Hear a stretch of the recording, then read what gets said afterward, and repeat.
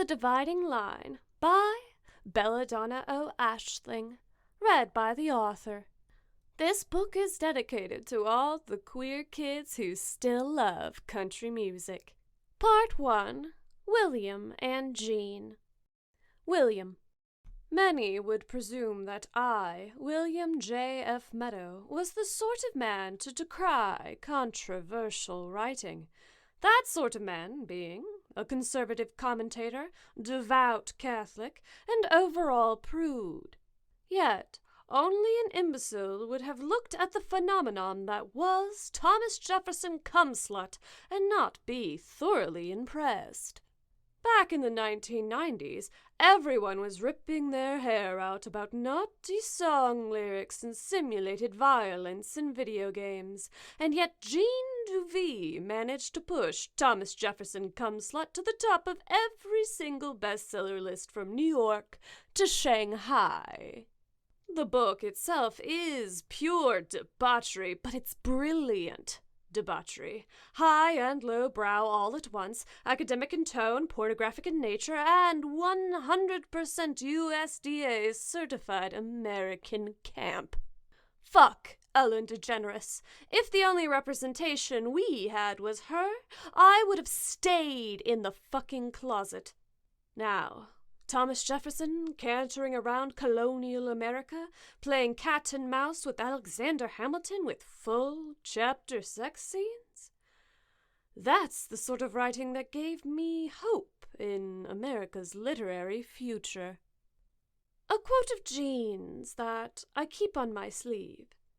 In a nation that would rather see a woman mutilated than naked, it's important to be as offensive as possible. It might have been one more soundbite for Larry King Live, but that lone comment struck a dozen chords in me. I should find both options, A, violence, and B, lust, duly offensive, but the lesser of the two will always be consensual sex and impure thoughts. Why allow gore on television, but a woman's bare back is an FCC fine? Asterisk. Unless she's dead. As a commentator, I would have killed to get an interview with him, but so did everybody else. Why would Gene deVie give his time and attention to a co-anchor on a political show called Bilateral on PBS? I'd have an easier time hosting him at a local middle school. PBS was too straight edge. Prim, proper, just like me. Bilateral, for those of you who don't delve deeper than C-SPAN for their news, was hosted by a retired professor of English literature from the University of Maine, one Professor Maureen Stevens, whose hair was as high as her earlobes were low, but her mind, her fashion, and her marijuana budget were perpetually in 1967, adjusted for inflation. And beside her was tight-assed me, 30 years younger, Yale graduate, born on a yacht, short light brown hair, massive blue eyes with irritatingly long lashes that stab, wearing a black suit that was too big, a red tie that was too short, and who sported an antiquated Boston Brahim accent. Think Major Charles Emerson Winchester III from MASH. Then again, Professor Stevens and I could be equated to the dive bar only locals know about, with strong drinks and even better prices, and maybe, if I had the nerve to reach out, then maybe I would have met Gene sooner. In fact, via hindsight, I believe that he would have had a hell of a time. Professor Stevens always had something delectable in her carpet bag, sometimes obscure literature to read, or some rare candy to suck on. Sometimes she had a gallon bag of baked goods that she forbade me from eating. And, for me specifically, she always brought a jar of peanut butter and a spoon. Those were back in the days when you were allowed to be friends with your liberal co-host. Alas. By the time that bilateral was rebranded into dividing lines, Gene had slipped from the talk show circuit, but not necessarily from my memory. After the passing of Professor Stevens, God rest her soul, I was knighted with a pen and given a clipboard shield as the lone host of the dividing line. Those whom I interviewed and debated from every angle of the political spectrum never compared to the man I imagined deVie as being. Where's the wit, the unshakable confidence, the zingers, the bloodthirsty desire to get under my skin and actually stay there? The only one who ever came close was my, at the time, wife, Ellen. Ah, Ellen, a quick and painful digression, but nonetheless an important one. She wasn't love at first sight. She was only at first sight. Prior to our meeting, I was quite certain I would go to divinity school and become a priest. But my parents were ailing, and I was an only child.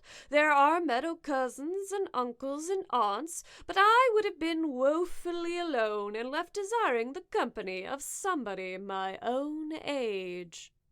Well, Ellen was close. She was 38, and I was 10 years her junior. We met at a yacht party, and she had dogs. It was that simple. Despite my love for both the nautical and canid, there was a dire and painfully obvious mismatch in our needs and functions.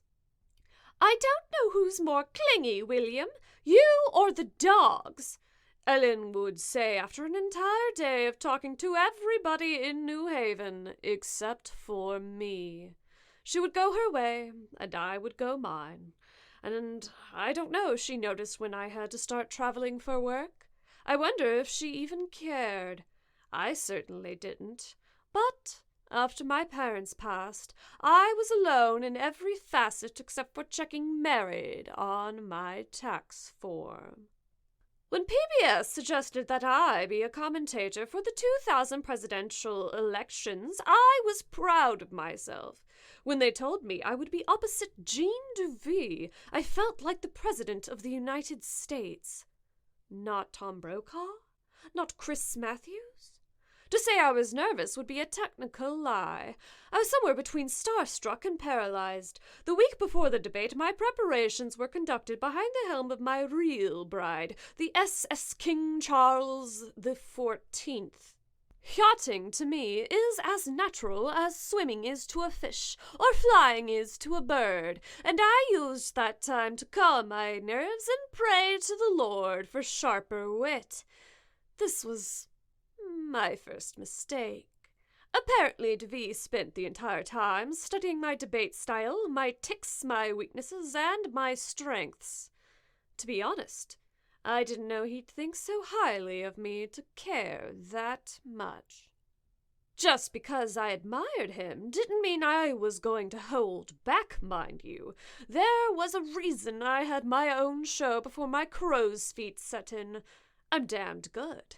I was president of my debate club from St. John's to Yale to the Thanksgiving dinner table to the faces of every would-be, might-be, won't-ever-be president, senator, congressman, mayor, poet laureate, and rock star that crossed my eye line. I'm fully literate in 3 languages back to the 7th century B.C., and I could still win a debate in all 3. Erudite is too common a word to describe me, but I've yet to find a word that does. An approximation, granted by Professor Stevens, is a relentless jackass. To summarize, the 10 debates prior to Gene and I's, entanglement, imagine 2 trains on one track, the same weight, the same speed, both invincible, and they crash and they crash and they crash 10 times in a row. There's no satisfactory destruction, just 2 unmoving machines perpetually shoving for no progress to be made. That was the 2 of us.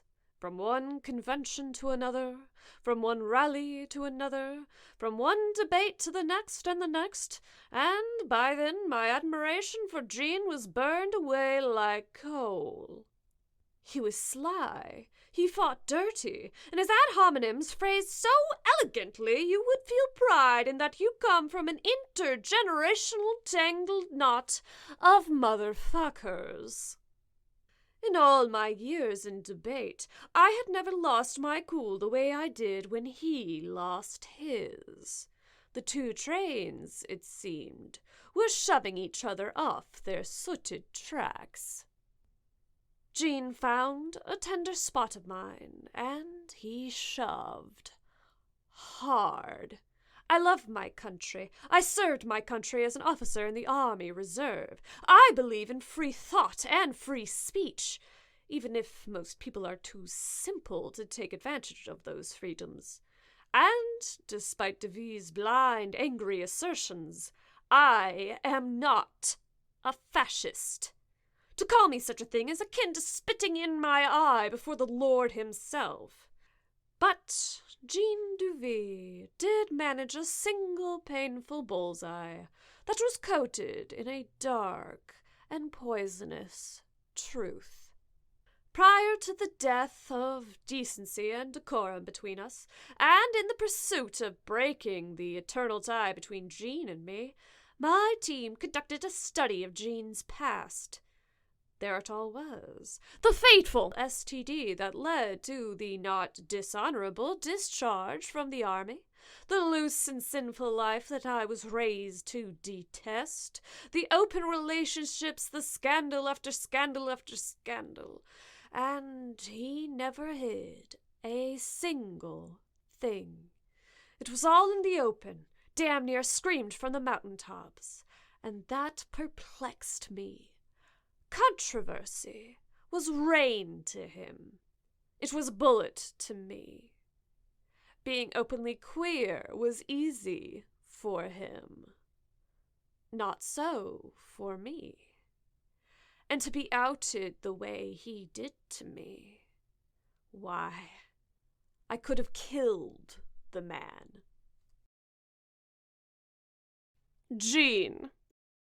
Tuesday, October 11th, 2000. Winston-Salem, North Carolina. You're such a goddamn fascist, William Meadow.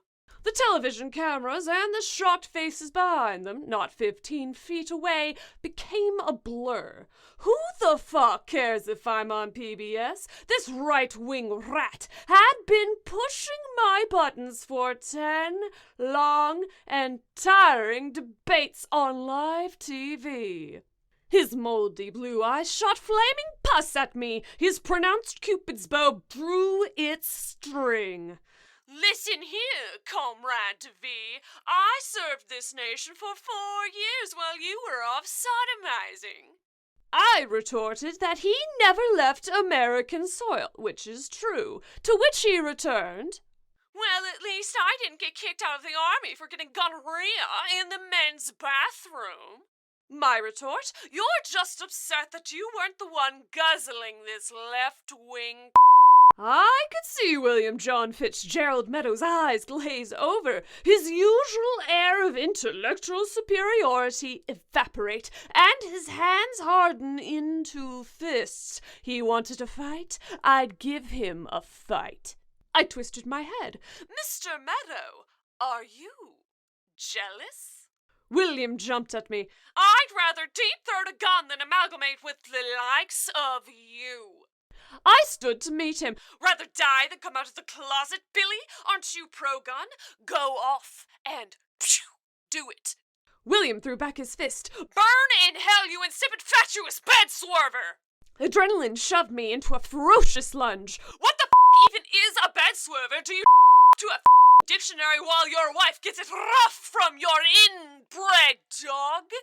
It was then, and only then, that an army of cameramen and producers pulled us apart. I'd later learn that they cut away to a replay of George W. Bush and Al Gore's previous debates. I decided, storming to the dressing room to collect my things, that I would live a happy life if I never saw William Meadow again. If he died before I did, I would tap dance on his grave, but I wouldn't piss on it if it was on fire. But I did see him again.